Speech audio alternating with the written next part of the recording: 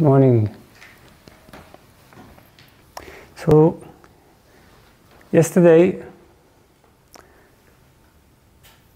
we opened our day by talking about true intimacy. We described what true intimacy is, talked about the urge to merge, as you remember, as your heart may remember.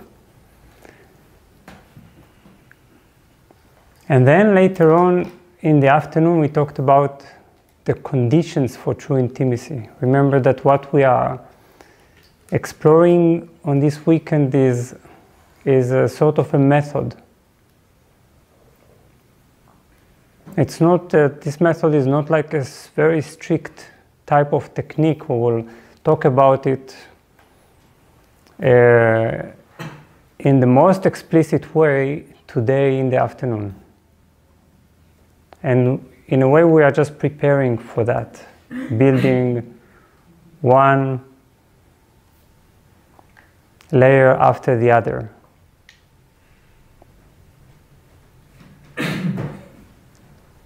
Because there needs to be a preparation. In an ideal world, we would have this weekend and then now a full week of practicing that method. But I do hope that you will feel intrigued enough to try it afterwards, together, or with other people. So yesterday we explored all these conditions, what makes it possible for us to enter true intimacy. You remember that talk? We talked about what it means to really meet in the now, without a past, being a listener, starting from silence, experimenting in a timeless space, letting the mystery take over, and so on and so on.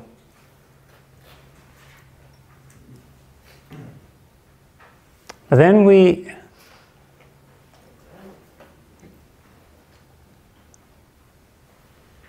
have a natural question that rises, but what, okay, so we now understand that we are interested in true intimacy, at least from time to time. We understand how much our heart and mind thirst for it. We understand what conditions make it possible and what conditions prevent it. But now we ask, okay, so what is the best way to then allow and create this true intimacy? And here the answer is, of course, that there are plenty of ways we can discuss. But here, this morning I'm going to talk about the one way that that to me holds the greatest potential. That is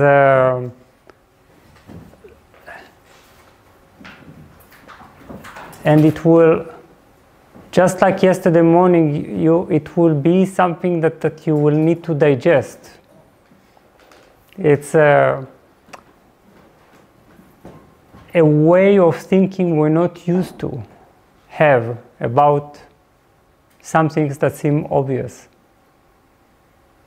So, but that's what we're here for, right? To experiment, meet in the now, and reveal something new that wasn't there before in our mind.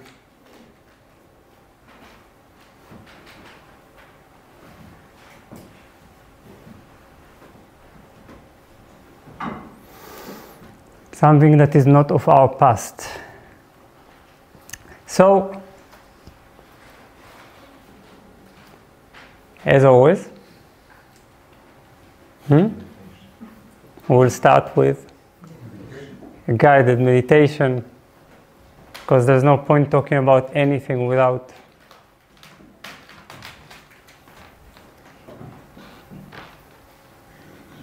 truly widening our consciousness, where otherwise we listen from a rather contracted space, and that is you cannot really learn anything from within the space of the brain.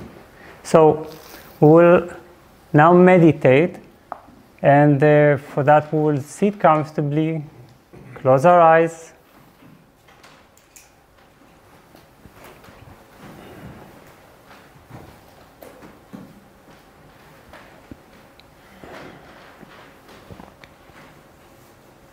as always, take one deep breath to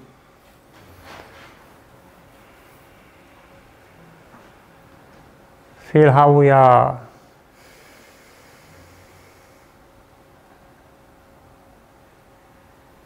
moving into another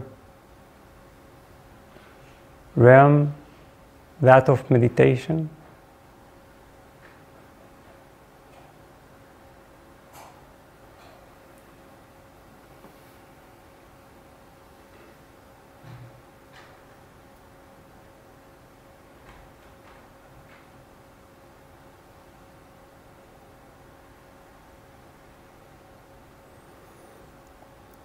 And as we slow down our breathing,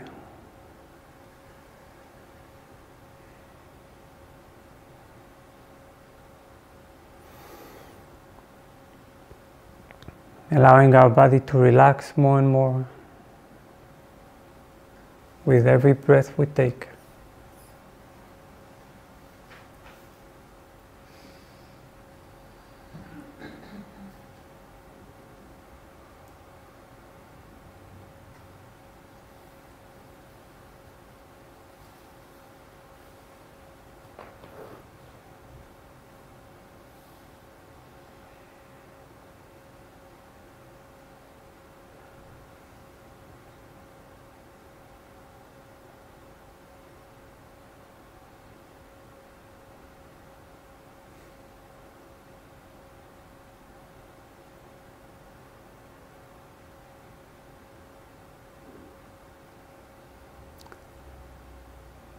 We'll recognize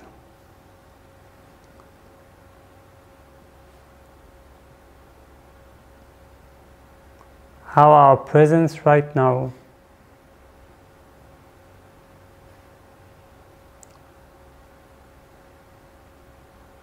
in this very moment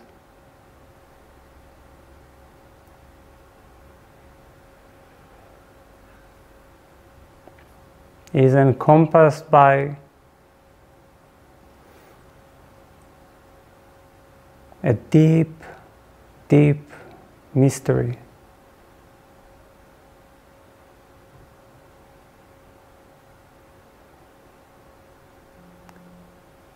Really, after all our concepts and learning, experience and beliefs,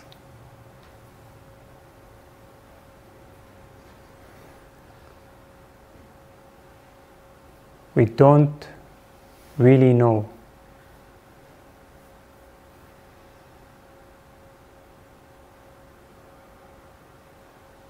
And to a certain degree, we cannot know.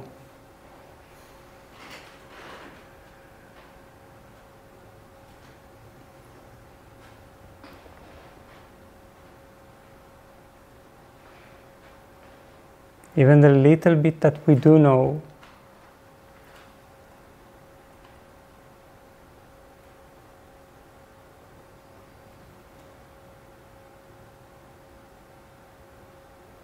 is still surrounded by so much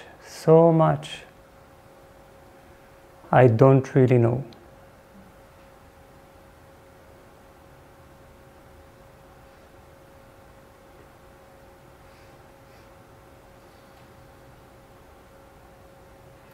And while this can be interpreted as a disaster,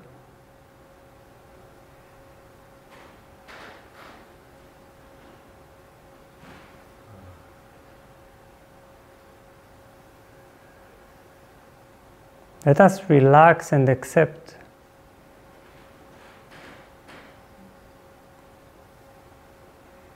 the beauty of not knowing.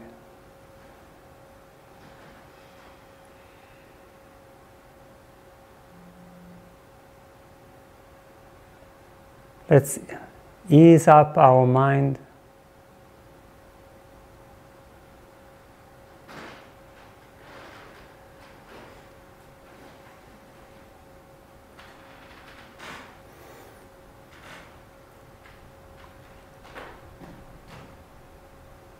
And instead allow our being to recognize the deep, deep mystery.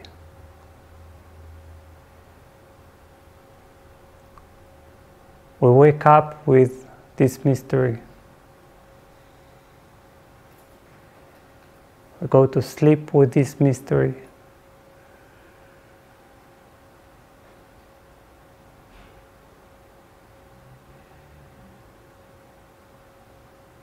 At this very moment, our very existence is like a riddle. Who knows what it's all about?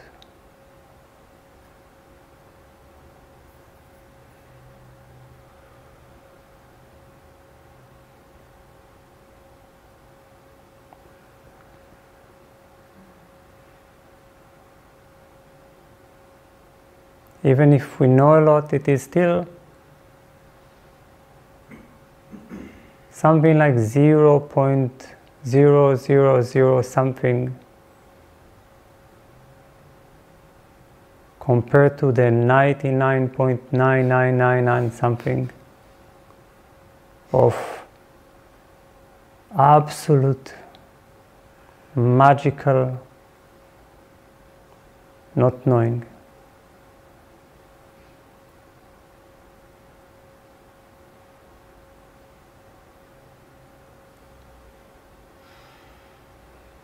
Allow accepting this not knowing,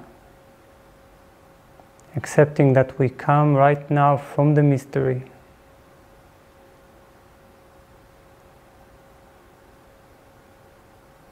Opens your mind.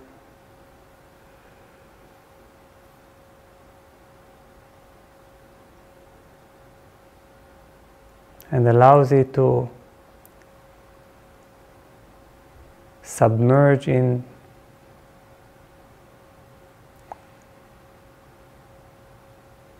the mystery that surrounds it.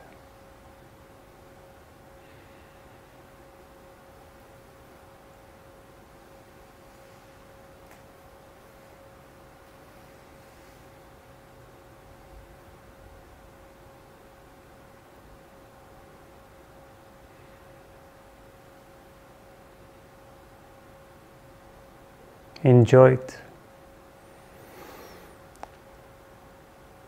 Feel how you're really opening up and at the same time inviting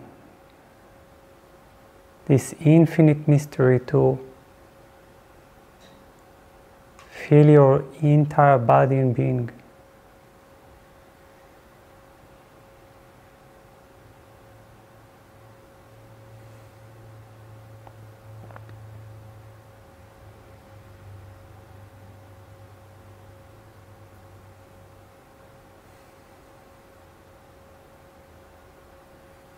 Like it fills you from your feet,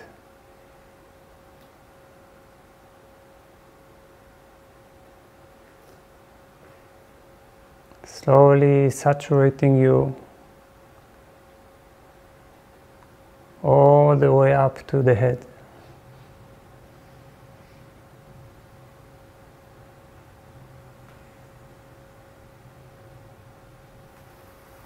Use this beautiful sense of not knowing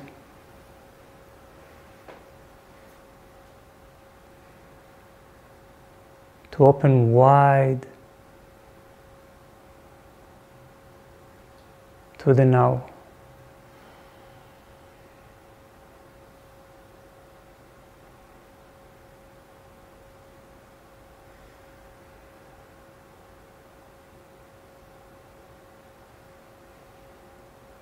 Life is a mystery, is not a cliche.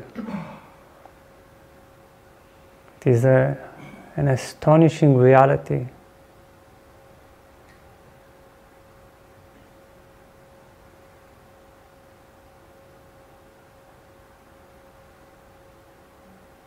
That we now open up to accept.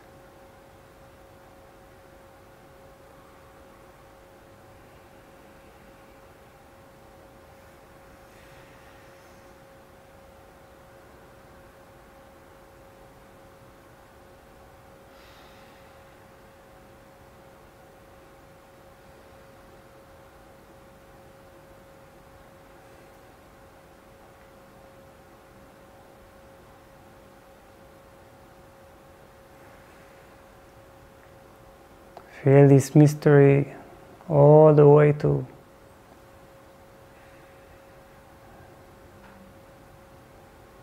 the edge of the universe, at every point in space.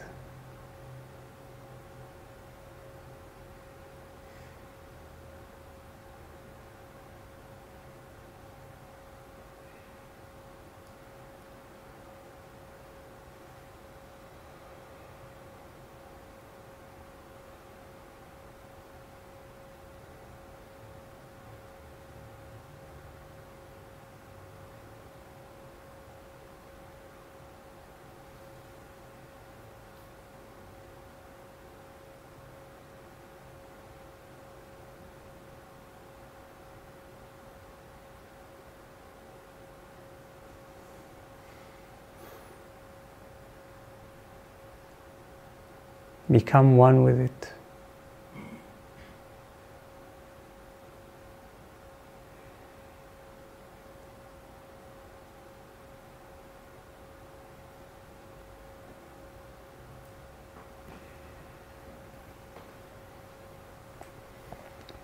It's just like allowing a small island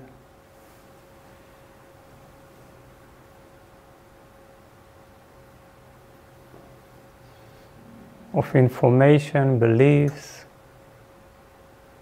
convictions to be covered up by the sea of not knowing.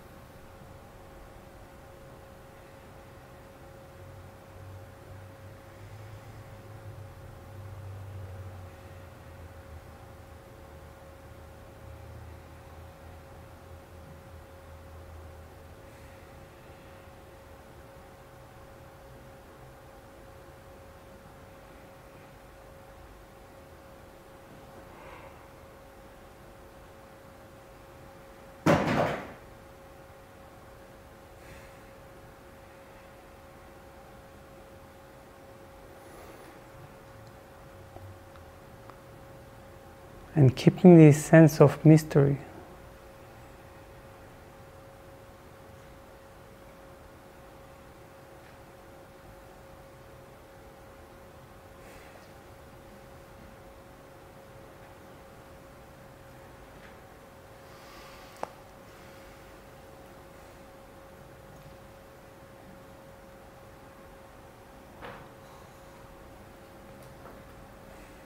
We will slowly come back from meditation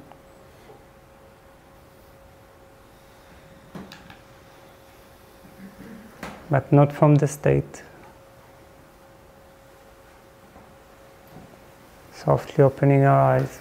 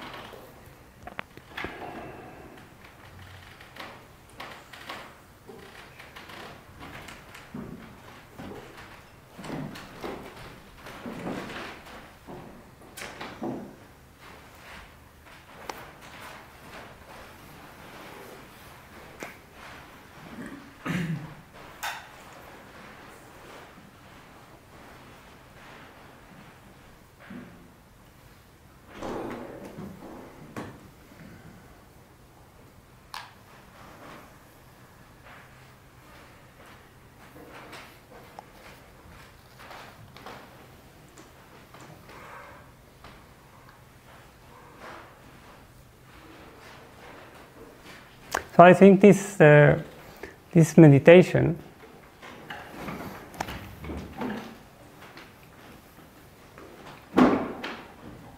is a kind of a clue to what we're going to discuss this morning. This one tool that makes it possible for us to reach true intimacy, to which you remember what true intimacy is. Do you remember? Do I need to remind you? It's a temporary union of either, but it can be 2 or 3 or all 4. That would be really lucky. A temporary state of union of body, heart, mind, spirit.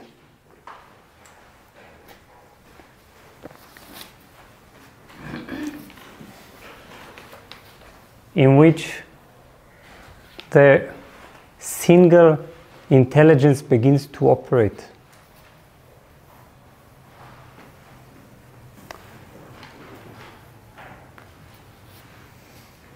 What is the tool that can be that powerful to do such a thing? What is this magic?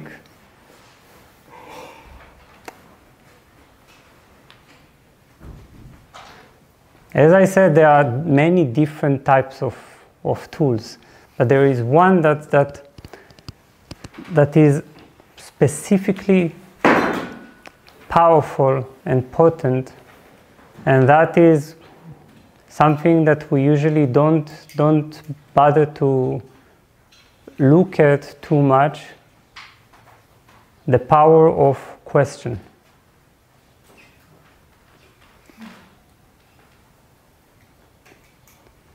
What separates people when they meet? What makes us not able to reach intimacy, to reach closeness, is, remember what we said yesterday, everyone comes from their own world, from their own perspective, from their own past, from all that they have accumulated. Do you remember from yesterday afternoon, the non-interactive fullness?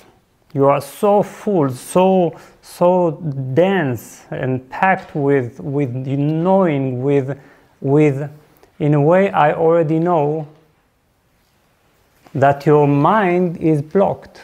It's like your mind and heart, because there's nothing that new that can happen.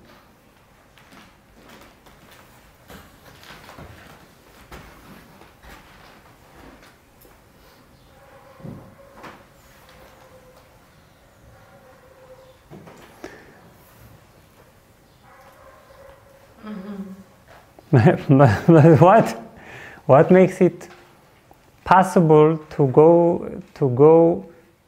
move to the opposite direction,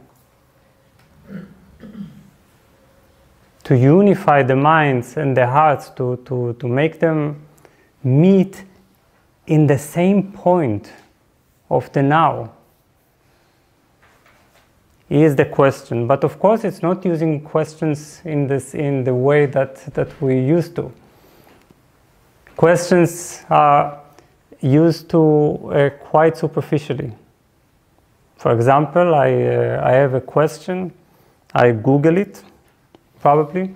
I have a question, I ask a teacher, the teacher has an answer, I write down the answer. I store it inside my brain and inside my notebook. Therefore, I know.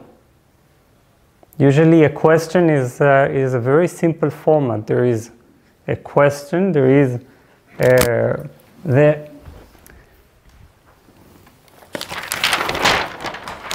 this question mark, and it's more like an anxious expectation to receive something in return, to be filled, to know. I don't know, I want to know, right? That's quite obvious. The problem with the fact that we think we know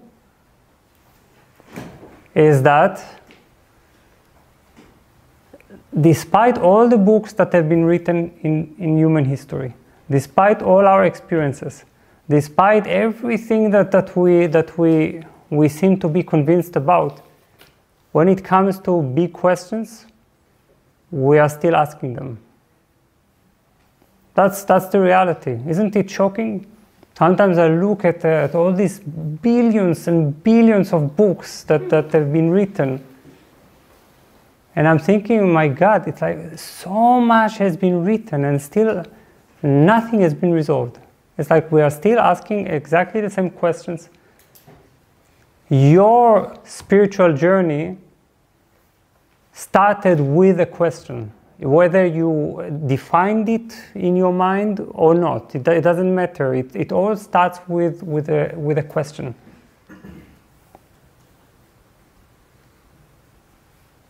Technically speaking, we should have been satisfied with some answer from some book, but we're not. And this is because the role of questions is not to lead to an answer. So that's why I said at the beginning of this morning, we need to prepare to think about really obvious things in a very different way. This is not what questions do. This is not why they are here in our minds and in our hearts. And I say always, by the way, in our minds and in our hearts, because we tend to think that questions are a very intellectual thing. Right? It's like that, of course, this is a brain thing. This is a intellectual curiosity, but every real question that we have starts within our heart, not within our mind. It's always our heart that questions. And there is a reason for that. I will soon explain it. I must share with you that whenever I speak of question, and I don't speak usually of questions,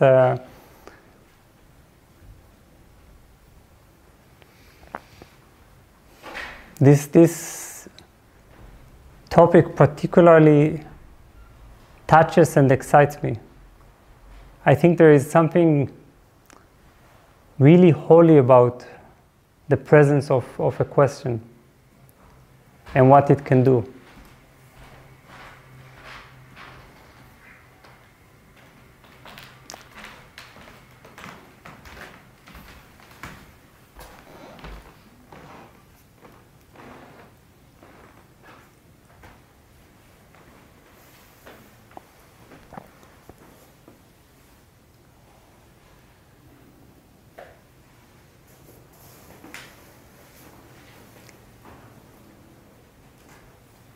And that is because the main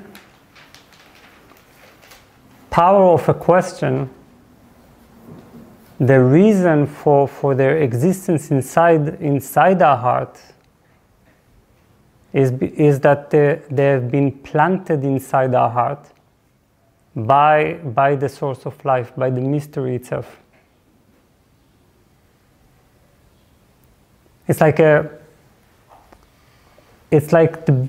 the strongest technique of the mystery of life to take us back home.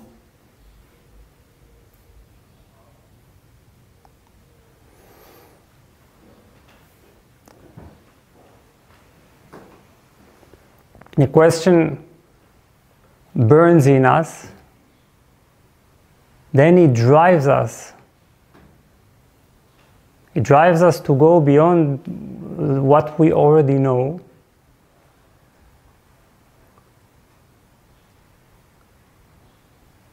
But they never lead us to an actual answer, because they're not meant to. Remember, as we started this morning, the mystery is not going to be resolved.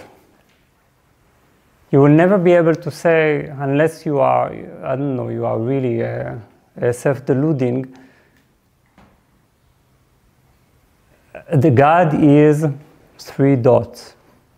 Love is 3 dots. You understand what I mean? Say 3 dots, like putting a complete answer that can be encapsulated in a few sentences or in a book.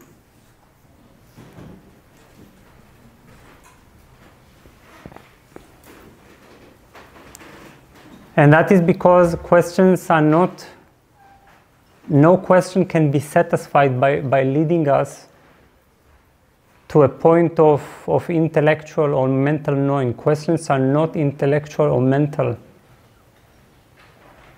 They are transformative.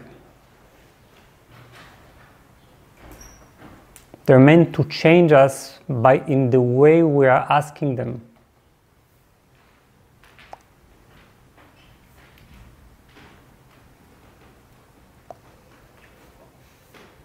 And in the process that we are going through with them, and they're meant to lead us to a state of consciousness, a different state of being,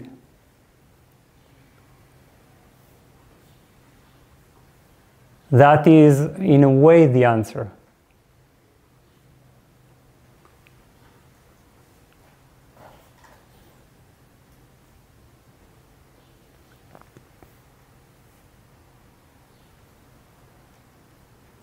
Now, when people sit and meet with a question instead of with an answer, this means that they finally have a good starting point to meet, to share in intimacy something, because they are unified, their minds and hearts are unified. Both of them, or the 3 of them, or the 4 of them, or the 5 of them, don't really know. When I already know, I am obviously separate from others, right? Just like right now, it can seem that like I'm sitting in the place of having all the answers. You are asking the questions, and that creates an illusion of separation.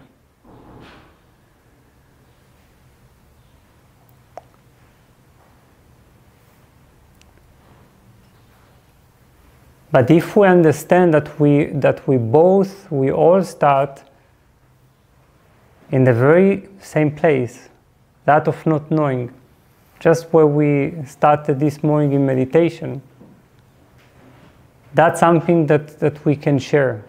We're not divided. We're together. We're together asking a question. We're together opening up to cosmic mystery. Together we want to know.